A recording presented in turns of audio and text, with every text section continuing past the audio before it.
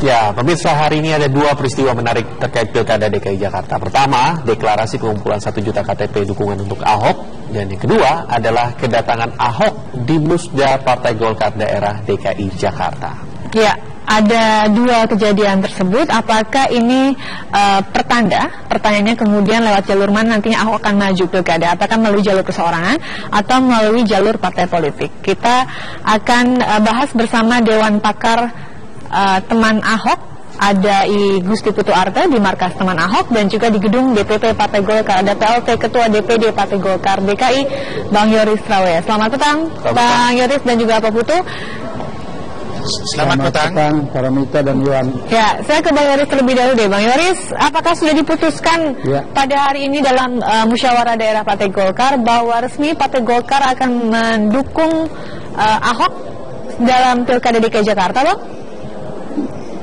Baik, jadi sesuai dengan mekanisme Partai Golkar bahwa dari tadi 12 pandangan umum dari pemilik suara, baik itu DPD 2, DPD 1, Ormas, Sayap, kemudian Dewan Pertimbangan dan DPP, semua menyatakan meminta kepada DPP untuk segera mengeluarkan rekomendasi mendukung saudara Ahok sebagai Gubernur DKI Jaya periode 2017 yang akan datang.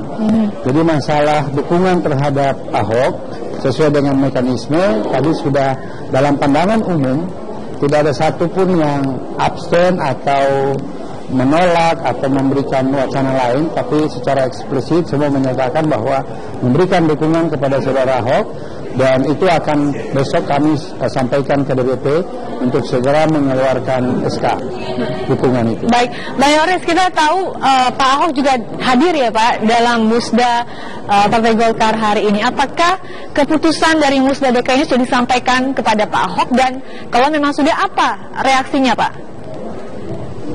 Saya kira begini, ini kan bukan serta-merta, tetapi ada satu proses politik yang cukup lama, cukup panjang, yang kami membangun komunikasi dari waktu ke waktu, baik dengan Pak Ahok secara pribadi, kemudian dengan teman-teman Ahok, kemudian dengan relawan Ahok, dengan Pak Putu tadi juga kami sudah selalu membangun komunikasi, dan prinsipnya bahwa dukungan itu kami sudah sampaikan sebelumnya pada tanggal 14 yang lalu, sesuai dengan hasil pleno daripada DKI Jaya. Nah, diformalkan nanti dalam musda ini hari, dan tadi sudah disampaikan secara bulat di depan Ketua Umum, dan juga Ketua Umum menyetujui itu, tinggal nanti prosesnya minggu depan. Ya. Baik, kita ke Pak Putu, kita beralih ke Pak Putu. Ya, Pak Putu, itu sudah disampaikan oleh Pak Yoris bahwa akan segera menyampaikan rekomendasi dari Musda besok. Tanggapan dari teman Ahok sendiri seperti apa? Ya, kami berterima kasih bahwa kemudian Partai Golkar secara resmi dalam forum Musda memberikan dukungannya penuh kepada Pak Ahok. Apakah kemudian nanti masuk melalui jalur perseorangan ataupun masuk melalui jalur partai politik. Tapi untuk mereview apa yang terjadi pada sore hari dan malam hari ini di Pejaten, barangkali saya ingin memberikan gambaran bahwa posisi hari ini, pada malam hari ini dari hitung yang sudah dilakukan, perhitungan yang dilakukan itu terkumpul sekarang 1.024.000 KTP posisi pada malam hari ini. Yang kedua, tadi kawan-kawan dari founder teman Ahok sendiri sudah memberikan beberapa pernyataan sikap. Yang poin-poin pernyataan sikap mereka adalah, pertama, sejak awal teman Ahok bekerja untuk mendukung pencalonan Pak Ahok sebagai gubernur. Bahasa mereka, teman Ahok tidak akan ada kalau tidak ada Pak Ahok. Dalam konteks ini, yang kedua, poin yang kedua adalah tugas untuk melakukan konsolidasi dukungan itu sudah ditunaikan pada malam hari ini dengan 1 juta KTP dan diserahkan penuh kepada Pak Ahok. Poin yang ketiga adalah apapun pilihan, sekali lagi, apapun pilihan yang akan diambil oleh Pak Ahok, kawan-kawan teman Ahok tidak dalam posisi untuk menyandera beliau atas pilihan-pilihan itu. Apakah mau mengambil jalur perseorangan ataupun mau mengambil jalur partai politik. Teman Ahok memberikan keleluasaan penuh kepada beliau untuk mengambil keputusan, sepanjang tadi catatannya 2 kali disebutkan, Pak Ahok tetap bisa bekerja terpilih sebagai gubernur tanpa hutang budi, tanpa sandera politik, dan hanya bertanggung jawab kepada rakyat Jakarta. Oke, Pak Itu Putu, pesan politik yang Ya, betul. Kalau dari pernyataan Anda, tampaknya teman Ahok ini sudah agak sedikit pasrah. Apakah sudah tahu sinyal-sinyal jangan-jangan barangkali ini nama Pak Ahok sudah akan mendekat ke partai politik? Karena kita tahu sudah ada Partai Golkar, Nasdem, Hanura yang kemudian mendukung Pak Ahok. Kalau memang begini, akan kemana 1 juta KTP yang sudah terkumpul, Pak Putu? Saya kira kawan-kawan teman Ahok ini justru punya kecerdasan politik yang tinggi kalau dalam analisis saya sebagai orang yang ada di dalam. Pertama, mereka bekerja keras bersama warga Jakarta untuk menunjukkan kepada partai politik, ini loh suara real para pendukung Ahok yang menginginkan beliau jadi gubernur. Tolong jangan dianggap remeh. Tolong dihargai dengan serius seluruh dukungan politik ini. Ya, dalam perspektif di sana saya kira teman-teman Ahok sudah berhasil meyakinkan partai politik bahwa rakyat Jakarta serius untuk memilih Pak Ahok, dan tolong itu diberikan kalkulasi politik. Nah, yang kedua, maka ke depan 1,5 bulan ke depan tugas dari kawan-kawan teman Ahok dalam tanda kutip relatif berakhir. Saya katakan relatif berakhir.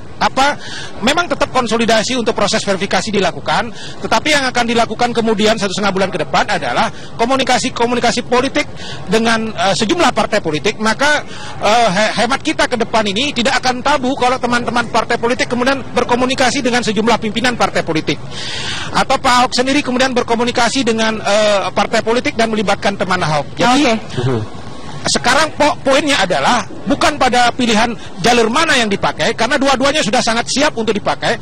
Tetapi atas pilihan itu mana yang menjamin kemudian beliau bisa terpilih menjadi gubernur dengan kemenangan yang telak. Dalam kerangka kalkulasi politik itulah sebetulnya tugas kita ke depan. Baik Pak Putu. Nanti kita juga akan tanyakan ke Bang Yoris juga, kabarnya ada pertemuan yang dilakukan oleh DPP Partai Golkar dengan teman Ahok. Apa yang dihasilkan dalam pertemuan itu? Tapi nanti dijawabnya, Bang. Kita harus jeda sinak. Kami akan segera kembali di Kabar Petang.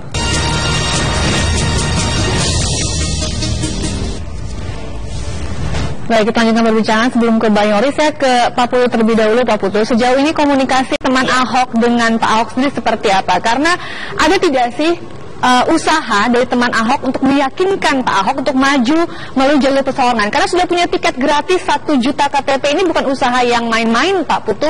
Apakah nanti akan terbuang begitu saja KTP ini kalau memang Ahok akan maju ke jalur partai begitu? Sejak awal sekali lagi ketika teman Ahok didirikan, makanya ada kata label di situ Ahok. Kawan-kawan teman Ahok ini menyadari betul bahwa poin yang ingin dituju oleh kawan-kawan teman Ahok ini adalah bagaimana Pak Ahok bisa kembali memimpin DKI Jakarta pada periode yang kedua.